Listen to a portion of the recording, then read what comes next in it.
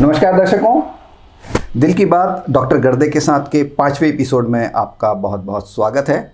और आज हम चर्चा करने जा रहे हैं महिलाओं में होने वाली दिल की बीमारी के बारे में। अक्सर जब भी दिल की बीमारी की बात होती है तो ये कहा जाता है या ये माना जाता है कि ये तो पुरुषों की बीमारी है, लेकिन आपको जानकर आश्चर्य होगा कि आज की डेट में महिलाएं हृदय रोग से सबसे ज़्यादा मृत्यु को प्राप्त हो रही हैं। और इसका सबसे बड़ा कारण जो माना जाता है कि उसके लक्षण हैं वो थोड़े डिफरेंट होते हैं पुरुषों की तुलना में। तो ये दिल की बीमारी महिलाओं में किस तरह से लक्षण लेके आती है, किस तरह की उसमें डायग्नोसिस होती है, किस तरह से उसको ट्रीट किया जाता है, आज हम इस एपिसोड में इसी बारे में बात करेंगे। तो चलिए डॉक्टर स्वप्निल का स्वागत करते हैं। सर, आपका बहुत बहुत स्वागत। Thank you sir, thank you, बहुत बहुत धन्यवाद। डॉक्टर साहब, सबसे पहला प्रश्न यही है कि जो दिल की बीमारी है, अक्सर इसके बारे में ये कहा जाता है ये तो पुरुषों की बीमारी है, इसके बारे में थोड़ा बताएं। जी, ऐसा है कि दिल की बीमारी पुरुषों और महिलाओं दोनों में हो सकती है। महिलाओं की जो लाइफ का जो फेज़ होता है उसमें जब तक उनको मेंस्ट्रुअल साइकिल या महीने आते हैं तब तक वो हार्ट डिजीज़ से बची हुई रहती हैं। तो इसलिए वो एज ग्रुप जो रहता है उसमें पुरुष की भागीदारी इसमें ज़्यादा रहती है। जितनी भी हृदय संबंधित शोध हुई हैं उसमें भी पुरुषों की भागीदारी पहले ज़्यादा होती थी। आजकल के नए जो ट्रायल्स और रिसर्च होती है उसमें दोनों बराबर भागीदारी में रखने की कोशिश की जाती है। तो इसलिए ऐसी एक भ्रांति है कि पुरुषों में हार्ट डिजीज़ हो सकती है और महिलाओं में नहीं। लेकिन आपका कहना बिल्कुल सही है कि महिलाओं में भी उसी लेवल पे, उसी इंटेंसिटी की, उसी सीवियरिटी की हार्ट की बीमारियां बिल्कुल संभव हैं। तो डॉक्टर साहब, इसके बाद हम ये बात करेंगे क्योंकि आपने कहा कि अब तो इंटेंसिटी और अनुपात की अगर हम बात करें तो ऑलमोस्ट सेम हो गया है। जितनी समस्या पुरुषों को होती है उतनी महिलाओं को भी होती है। तो इसमें ऐसे कौन से लक्षण होते हैं जो पुरुषों की जो हार्ट डिजीज़ होती है या हार्ट की समस्या आती है तब वो प्रकट होते हैं और महिलाओं में वो डिफरेंट तरीके से आते हैं? जी, तो जो लक्षण होते हैं उसको दो भागों में हम समझ सकते हैं। एक होते हैं टिपिकल और एक होते हैं एटिपिकल। आप शायद हिंदी अनुवाद ज़्यादा अच्छे से बता पाएंगे। जी जी।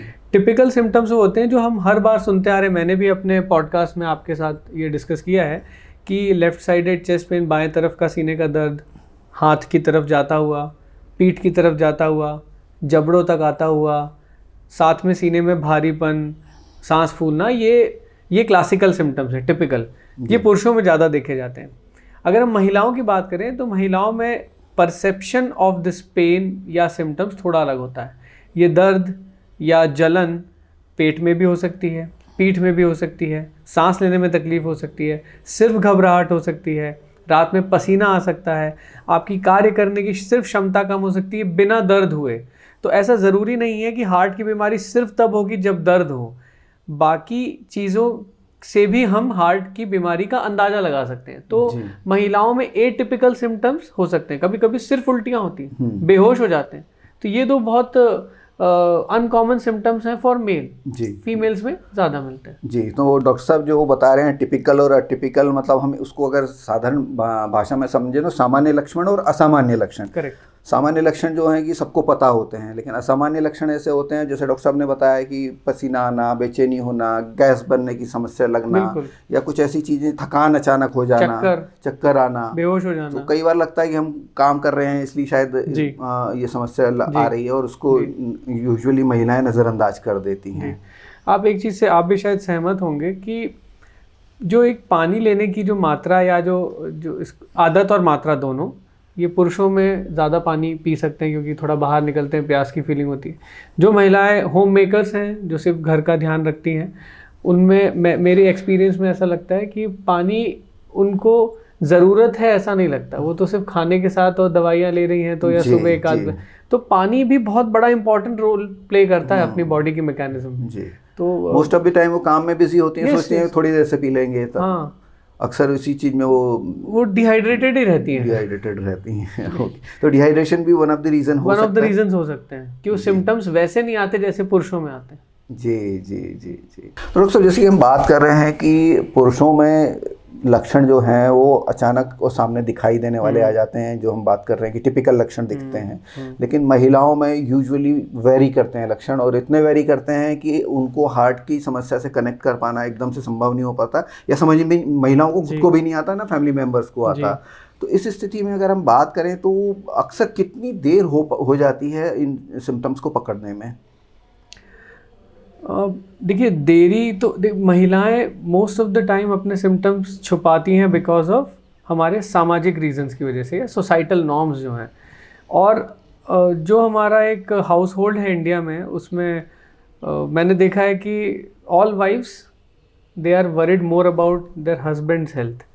सारी धर्मपत्नियां अपने पति की ही चिंता, परिवार, हाँ, उसी पे लगी रहती है। शायद वो खुद को इग्नोर कर देती हैं, ये मेरा परसेप्शन है, और इसीलिए देरी होती है जी। बहुत लेट पता चलता है। मैं आपको कल की व्याख्यान एक बताता हूँ कि एक लेडी हैं जिनको पिछले 6 महीने से पैदल चल रही हैं, सीने में दर्द भारीपन आ जाता है, सीढ़ियाँ चढ़ती हैं, मंदिर नहीं जा पा रही, दर्द भारीपन आ जाता है, घर का काम करती है उसमें तकलीफ़ है, पेशाब अच्छे से नहीं होती। अब ये सब पता कब चला? जब वो हॉस्पिटल में पहुंची अटैक के साथ। ओके। जो कि 6 महीने पहले भी पकड़ा जा सकता था। तो मैं ये आपका कहना ठीक है, मतलब ये बहुत लेट हो जाता है, इंडियन सोसाइटी में बहुत लेट हो जाता है जी। ये अवेयरनेस फैलाना बहुत ज़रूरी है कि लक्षण तो किसी को भी आ सकते हैं, तो प्लीज़ पहले लक्षण, मतलब आपका कहना ये है कि व्हाटएवर आर द लक्षण, मतलब जो भी लक्षण हो आपको जाकर के मेडिकल हेल्प कर लेना चाहिए। जरूरी नहीं है कि वो हार्ट की ही प्रॉब्लम हो, लेकिन अगर कोई भी प्रॉब्लम है तो आपको जाकर के अपने डॉक्टर साहब से कंसल्ट कर लेना चाहिए। बिगड़ जाए उसके बाद मिलने से थोड़ा नुकसान है। जी जी जी, एटलीस्ट कहीं से शुरुआत हो जाएगी। अगर आपको कुछ मान लीजिए भले गैस की समस्या लग रही है, चक्कर आ रहे हैं या कोई और चीज़ हो रही है, तो अगर एक बार आप एग्जामिन हो जाते हैं तो वो चीज़ मिटिगेट कर सकते हैं हम, जो कि 6 महीने बाद आप जो बता रहे हैं डैमेज होगा वो डैमेज हो चुका होता है। और डॉक्टर साहब, महिलाओं में अक्सर ये देखा जाता है कि एनीमिया बहुत कॉमन है, पीसीओडी पीसीओएस की समस्या बहुत कॉमन है, थायराइड की समस्या बहुत कॉमन है, तो क्या ये रीज़न भी कहीं ना कहीं कंट्रीब्यूट कर सकते हैं, हार्ट की समस्या तक पहुंचा सकते हैं? जी बिल्कुल सही है। अगर हम थायराइड के केसेस की बात करें तो महिलाओं में ज़्यादा होता है, पुरुषों में कम होता है। हार्मोन्स की संख्या और वैरायटी ये दोनों महिलाओं में ज़्यादा है। इसकी वजह से भी लेट ऑनसेट होता है, मतलब एक उम्र होती है महिलाओं में यूजुअली हार्ट की बीमारी उसके बाद ही आती है, जैसे 45-50 के बाद। उसके पहले महिलाओं में हार्ट अटैक के इंसिडेंसेस या नए केसेस ये कम रहते हैं। तो ये हार्मोन्स काफ़ी हद तक उनको प्रोटेक्ट करके रखते हैं, खासकर ईस्ट्रोजन हार्मोन। अब ये जब कम हो जाता है तब फिर वापस से कोलेस्ट्रॉल का डिपोजिशन, शुगर की प्रॉब्लम, ये सब हो जाती हैं। दूसरी चीज़ ये है कि महिलाओं में वेट गेन जो होता है, जिसको हमारी भाषा में स्टबर्न वेट गेन बोलते हैं, मतलब उसको मुश्किल होता है, थोड़ा ज़िद्दी होता है वो, उसको मुश्किल होता है छुड़ाना। अब ये वज़न जब बढ़ जाता है तो हमारे शरीर में ऐसे कुछ चेंजेस होते हैं जिसकी वजह से हार्ट की बीमारी उत्पन्न हो सकती है, बीपी हो सकता है, शुगर हो सकता है, इंसुलिन रेजिस्टेंस हो सकता है। तो महिलाओं को अपने शरीर पे बहुत ध्यान देना चाहिए। सिर्फ अपने परिवार पे तो वो ध्यान देती हैं, उनको अपने आप के ऊपर भी ध्यान देना चाहिए। जी डॉक्टर साहब, जैसा कि अभी आपने मेंशन किया, पहले भी मेंशन किया कि जब मेनोपॉज तक वो काफ़ी सेफ होती हैं कार्डियक समस्याओं को लेकर के, तो मेनोपॉज के बाद ऐसा क्या होता है जिसकी वजह से ये दिल की समस्या उनमें भी आने लगती है? जी, मेनोपॉज के बाद आपका ईस्ट्रोजन का हार्मोन फीमेल्स में कम हो जाता है। ये estrogen hormone heart disease, specially cholesterol का डिपोजिशन, अटैक आना, इससे बचा के रखता है। जैसे ये कम होने लगता है तो आपकी हड्डियाँ कमज़ोर होती हैं, लिपिड के लेवल्स चेंज हो जाते हैं, प्लस कोलेस्ट्रॉल का डिपोजिशन हार्ट में बढ़ जाता है, जिसकी वजह से हार्ट की बीमारियाँ उत्पन्न हो सकती हैं।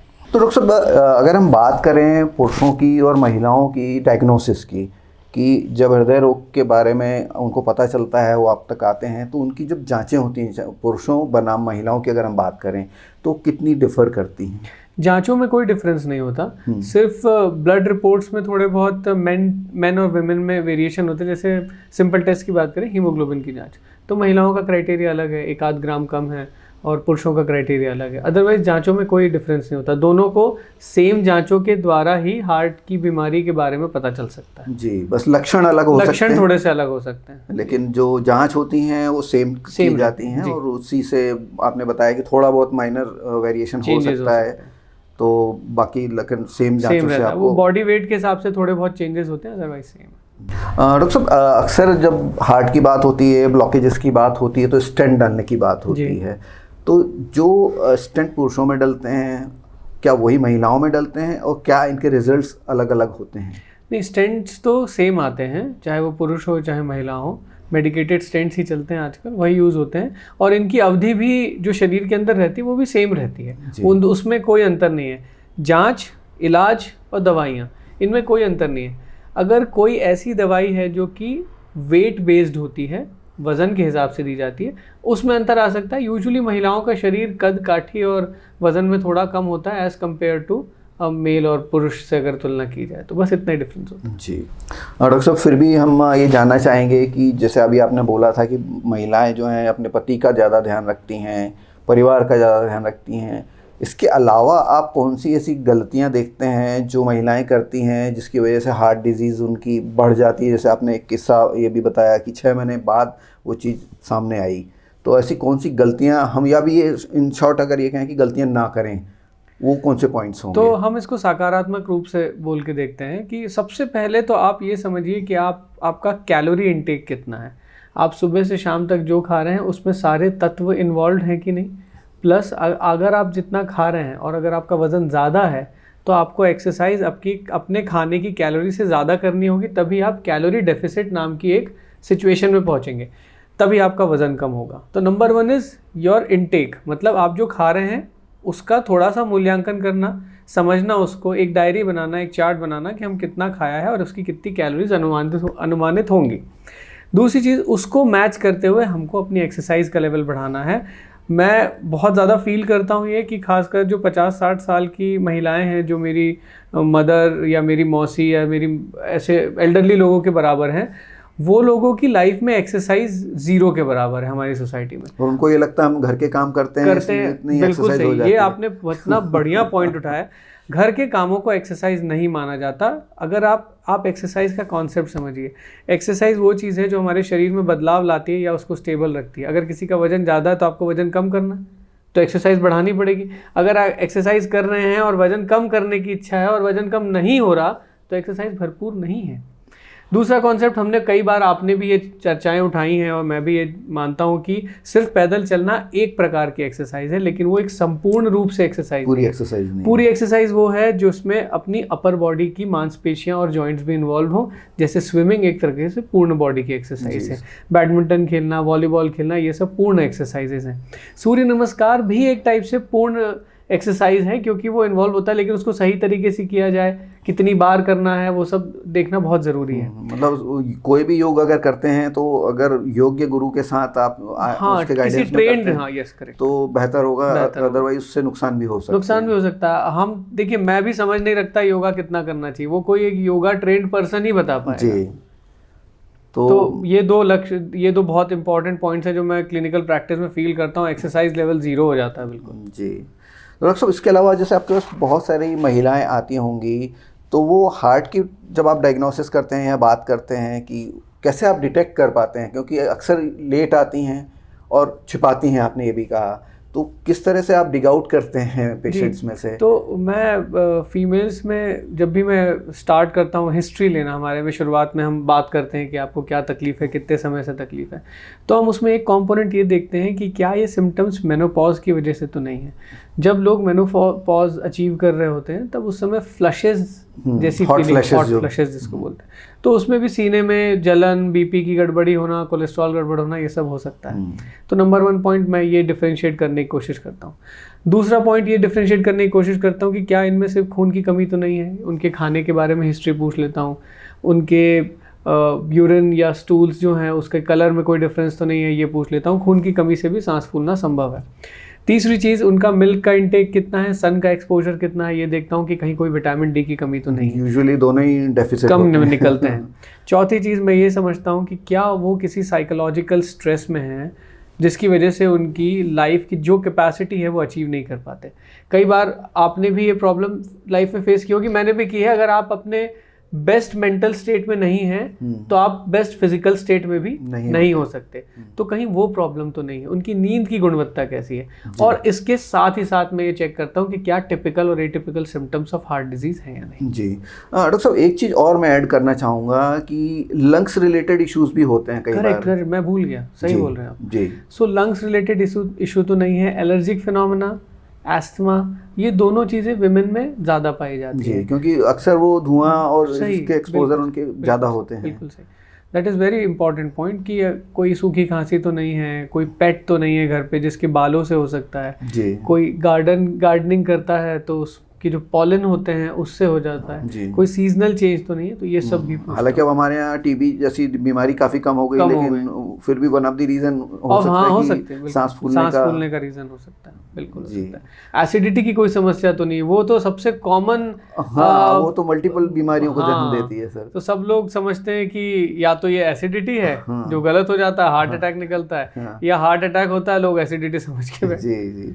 अभी रिसेंटली मैं एक डेंटिस्ट थे, उनके पास बैठा हुआ था, तो उन्होंने बताया कि आपको अगर लॉन्ग टर्म एसिडिटी होती है तो उसका डेंटल इफेक्ट भी आता है। बिल्कुल होता है, आपकी जो सेंसिटिविटी है दांतों की वो बढ़ जाती है। इसको रिफ्लक्स डिजीज बोलते हैं, जिसका मान लीजिए पेट के चारों तरफ वजन बहुत ज़्यादा है जी, तो जब वो सोता है तो उसके पेट पे प्रेशर पड़ता है, पेट का एसिड गले या मुंह तक आ जाता है, जिसके कारण दांत भी खराब होते हैं जी। तो इसका बहुत ओरल हेल्थ पे बहुत बड़ा इम्पैक्ट है एसिडिटी का जी। डॉक्टर साहब, चलते चलते हम जानना चाहें एक बार इस इंटरव्यू को हम सम अप करना चाहेंगे, और आपका जो महिलाओं के लिए संदेश है हम चाहेंगे कि एक बार आप अपनी तरफ से उनको समझाएं कि भाई आपको क्या करना हो क्या नहीं करना है, तो आपके डूज एंड डोंट्स उन्हें बताएं जी। जैसे आप अपनी लाइफ में अर्ली इन्वेस्टमेंट शुरू करते हैं, वैसे ही अपनी लाइफ में प्लीज़ अर्ली डाइट और हेल्थ मैनेजमेंट शुरू कीजिए। मैं डाइट और हेल्थ मैनेजमेंट से मेरा मतलब है आप खाना बैलेंस लीजिए, न्यूट्रिशनल लीजिए, कैल्शियम और विटामिन डी से भरपूर खाना लीजिए। एक्सरसाइज हमको पुरुषों के जैसी ही करनी है, हम सारी चीज़ों में पुरुषों के बराबर है, तो एक्सरसाइज के लेवल में क्यों नहीं।